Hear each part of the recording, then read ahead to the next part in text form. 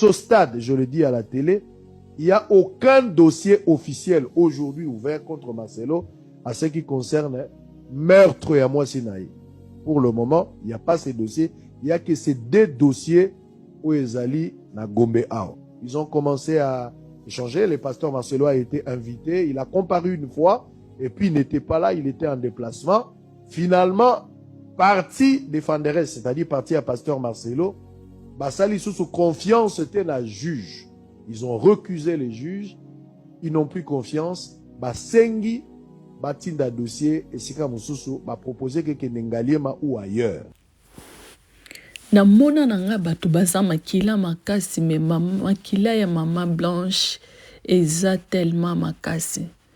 Plus ou moins une année yango dossier oyo ezosila karaté. Bande konanga dans cette vidéo enfin tout kozona ba précision par rapport à makamba pasteur Marcelo depuis moi sinaya kufa ni ne ko s'est passé tozwa ki ben information tellement na désordre famille moi c'est écoute ba live ke zongi mais ensuite compromis moko ezwa makité mais lelo au fur et à mesure tellement ba live kinda ki belé ba acquisition ezaki tellement belé jusqu'à ce que pasteur Marcelo, il faut compromettre. Maintenant, ce qu'on dit, il faut que la justice bongo. Il faut que pasteur Marcelo a expliqué na des causes oyo ba ebisi apesa.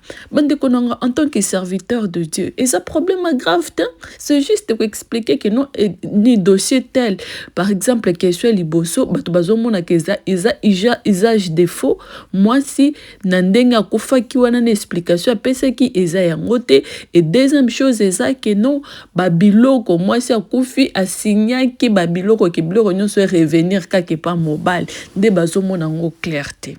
Dans cette vidéo vous allez comprendre. Pasteur Marcelo dans ça a besoin à s'exprimer.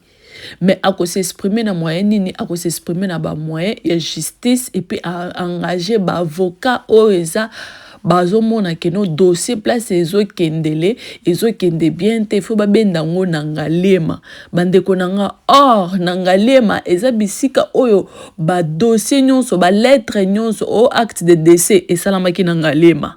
Mais mutu akufaki quelque part mais acte de décès ba ki ko actualiser ngo esaki na ngalema tellement famille zo mona ke ngalema kuna ba makamnyo so esalamaka kuna tamsusu pasteur aza ko peser mingi na compte ngalema bango balingi te ekende kuna ezo pesa passe mingi. Bonjour, bonsoir. Je vous espère en bonne santé. Vous s'abonnez na l'éparvis officiel. Eza chaîne oyo eza kopé cette information. Bo soutenir biso afin que to grandir ensemble. Bande konanga pardon tika commentaire aimer liker vidéo. Yebise biso par rapport à dossier ni kamni no esi la kate. Est-ce que c'est difficile pour pasteur Marcelo appeler sa passeport itinéraire moi si akufa ki wapi ba document salama. Est-ce que c'est quelque chose ekoki ko kendeti et kendendenge zo kendele boy. En tout cas ngana ebité binota mususu boza na explication mususu mais dans cette affaire le quoi sango aya kan explication de moi si akufaka akotaka kendaka kuna tin église to monaka babilili yango cette fois-ci alobi ke akoya kopesa biso vérité mais to landana no information oyo ba avocat bango moko ba publier afin que batu nyonso bazala na accès ya information to landi. Ce stade, je le dis à la télé, il n'y a aucun dossier officiel aujourd'hui ouvert contre Marcelo à ce qui concerne meurtre et Mwasi Naye. Pour le moment, il n'y a pas ces dossiers. Il n'y a que ces deux dossiers où Ezali na Gombe Ao. Ils ont commencé à échanger. Le pasteur Marcelo a été invité. Il a comparu une fois et puis il n'était pas là. Il était en déplacement. Finalement, parti défenderesse, c'est-à-dire parti à pasteur Marcelo, Basali sous confiance était la juge. Ils ont recusé les juges. Ils n'ont plus confiance. Basengi, batinda dossier et Sika Moussousou m'a proposé que Nengaliema ou ailleurs.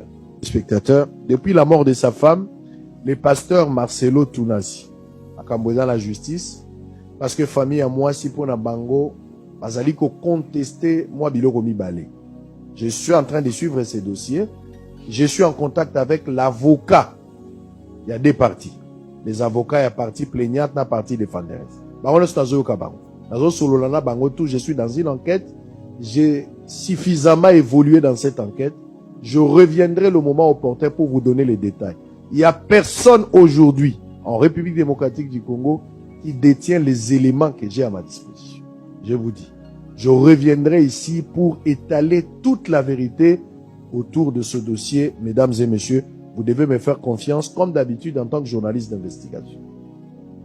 La famille ou la belle famille de Marcelo, pasteur Ounassi, qui a perdu sa tendre épouse, qui a traversé de l'autre côté Maman Blanche, que son âme repose en paix.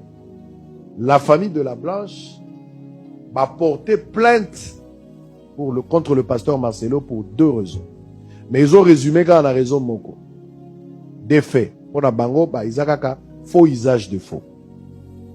C'est quoi faux usage de faux? En quoi est-ce que bazo fundaye faux usage de faux? Ou 2 dossiers. Le premier dossier, ça concerne l'acte de décès. Oyo est délivré qui possibilité bakendokunda. Moi, c'est un pasteur Marcelo. Ces documents ont été délivrés par la commune d'Ongaliema. Bazo contesté ces documents. Pour la bango, ces documents-là, c'est un faux document. Deuxième document, il y a faux usage de faux. Ils ont dit conseil des familles. Il y a eu lieu dans la résidence du pasteur Marcelo. Ils ont tenu un conseil. Pour la bango, les documents où est sanctionné qui conseil des familles qui avait pour but de désigner un liquidateur, c'est un faux document aussi. Il y a 2 documents. À ce stade, je le dis à la télé, il n'y a aucun dossier officiel aujourd'hui ouvert contre Marcelo à ce qui concerne meurtre à Mwasinaye. Pour le moment, il n'y a pas ces dossiers. Il n'y a que ces 2 dossiers où Ezali na Gombe Ao. Ils ont commencé à échanger. Le pasteur Marcelo a été invité. Il a comparu une fois et puis il n'était pas là. Il était en déplacement. Finalement, parti défenderesse, c'est-à-dire parti à pasteur Marcelo, basali sous confiance était la juge. Ils ont recusé les juges. Ils n'ont plus confiance. Basengi batinda dossier et sika mususu ba proposer que Nengaliema ou ailleurs. Alors parti ya bateau yo bafunda qui parti plaignante.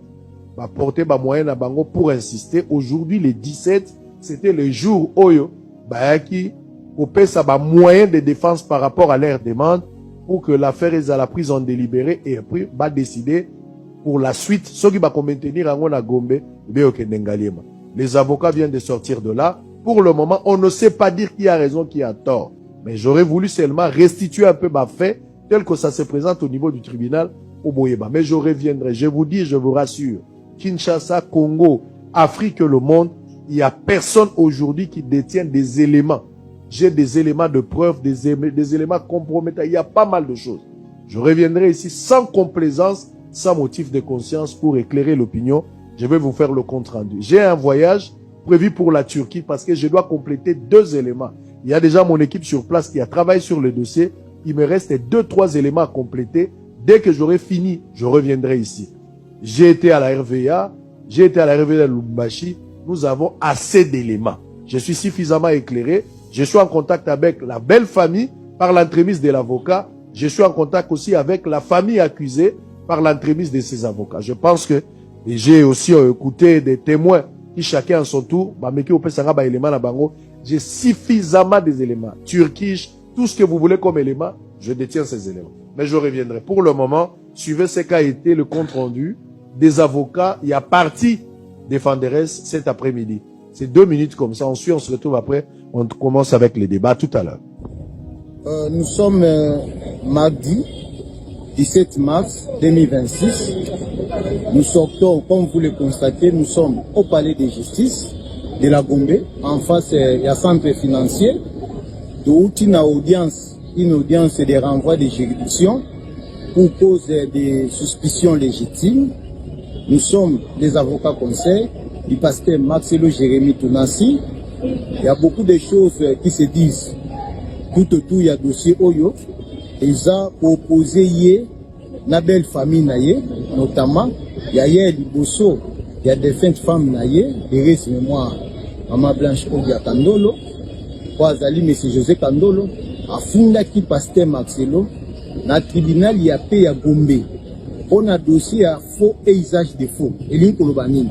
Azali pour attaquer PV à conseil des familles où est désigné qui pasteur Marcelo comme liquidateur. Il y a succession, il y a moi sinaï. L'indenge moi c'est à Koufi, pas bien locaux les acquis ensemble.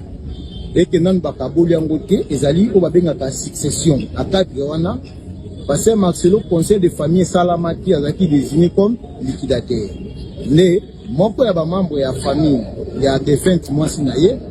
Il a saisi le tribunal de paix à Kinshasa comme pour attaquer na faux. Deuxième acte attaqué na faux ezali acte de décès. Où Salamaki na Oumi Yangalema signé par les bourgmestres. Où ils ont à confondre avec les certificats de décès. Parce que certificat de décès peut s'amarrer à l'hôpital ou Mtakoufi. Alors que acte de décès peut s'amarrer à la commune. La loi lobby va déclarer 30 jours à partir de Mkolo Mtakoufi.